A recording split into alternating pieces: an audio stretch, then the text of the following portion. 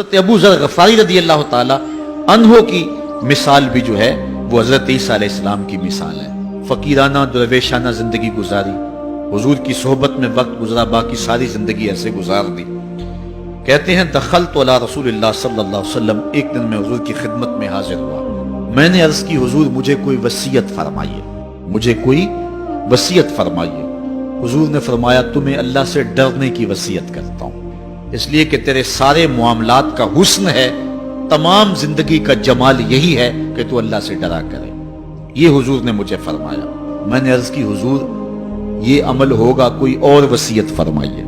تو حضور علیہ السلام نے ارشاد فرمایا ایک تو قرآن مجید کی تلاوت کیا کرو، دوسرا ذکر اللہ کیا کرو، آسمان پر اس سے تمہارا ذکر ہوگا اور زمین میں تمہارے لیے باعث نور ہے، تمہیں من میں چراغاں نصیب ہوگا اور تمہارے لیے روشنی ہوگی ان دو کاموں کے کرنے سے۔ کل تو زدنی، میں نے عرض کی حضور اس پہ بھی عمل ہوگا، کوئی اور ارشاد فرمائیے۔ اللہ اکبر۔ حضور علیہ السلام نے ارشاد فرمایا تمہارے اوپر زیادہ خاموشی اختیار کرنا ہے، زیادہ باتیں نہ کیا کرو، لمبی خاموشی رکھا کرو۔ اس سے دو فائدے ہوں گے، ایک تو شیطان بھاگ جائے گا، دوسرا امر دین میں تجھے تقویت ملے گی۔ زیادہ باتیں کرنے والے کی زبان پھسلتی ہے، غیبت، چغلی، جھوٹ، بہتان، یہ سارے امراض، یہ ساری آفتیں جو ہیں وہ زبان کی ہیں۔ اس لیے کہا کہ زبان کی حفاظت کرنا، تو زیادہ لمبی خاموشی اور زیادہ لمبا سکوت اختیار کر لینا، اس لیے تجھے دنیا میں بھی فائدہ ہوگا، شیطان بھی بھاگ جائے گا اور تیرے دین میں بھی تجھے مضبوطی ملے گی۔ کل تو زدنی، کہتے ہیں رحمت کا باڑا بٹ رہا تھا، حضور علیہ السلام کے جو ہے وہ منہ سے نور نکل رہا تھا، میں نے جھولی پھیلائی ہوئی تھی، میں نے عرض کی حضور اس پہ بھی عمل ہوگا، کچھ اور ارشاد فرمائی۔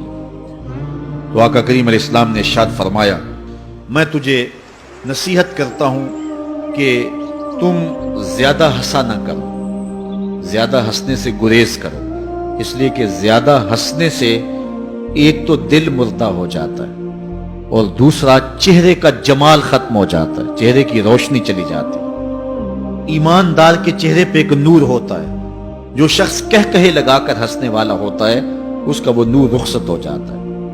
اسلام نے مسکرانے سے منع نہیں کیا، حضور علیہ السلام تبسم کی عادت رکھتے تھے۔ اعلیٰ حضرت نے فرمایا جس کی تسکین سے روتے ہوئے ہنس پڑیں اس تبسم کی عادت پہ لاکھوں سلام۔ ایک صحابی فرماتے ہیں میں نے حضور سے زیادہ مسکرانے والا کسی شخص کو نہیں دیکھا، چہرے پہ ہر وقت مسکراہٹ رہتی، مسکرانا اور بات ہے۔ اور وہ حضور نے ارشاد فرمایا نیکی کو چھوٹا نہ سمجھنا، اگرچہ تم اپنے بھائی کو خندہ پیشانی سے ہی کیوں نہیں ملتے ہو تو یہ بھی ایک نیکی ہے۔ تو مسکرانا اور بات ہے، لیکن دہک ہنسنا، کہے لگانا، یہ جو ہے دل کو مردار کر دیتا ہے۔ اور دل کا مردہ ہونا کیا ہے؟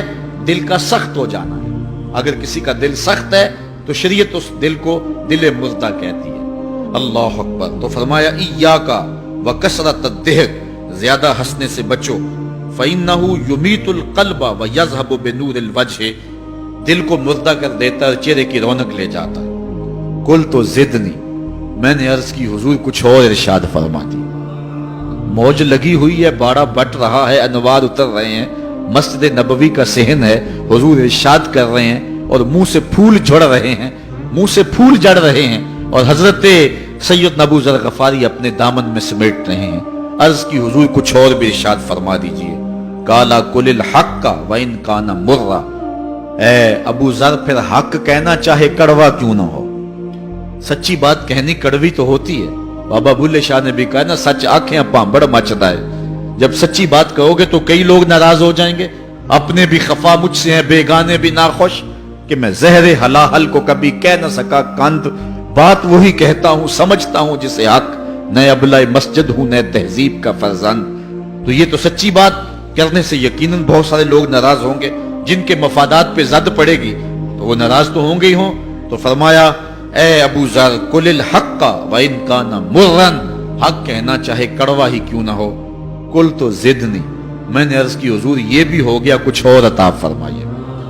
قال لا تخف فی اللہ لومۃ لائم، کہا اللہ کے راستے میں ملامت کرنے والے کی ملامت سے نہیں ڈرنا کہ لوگ کیا کہیں گے۔ بہت سارے کام ہم اس لیے نہیں کرتے کہ لوگ کیا کہیں گے، بہت سارے کام اس لیے کرتے ہیں نہ کیا تو لوگ کیا کہیں گے، ناک نہیں رہے گی.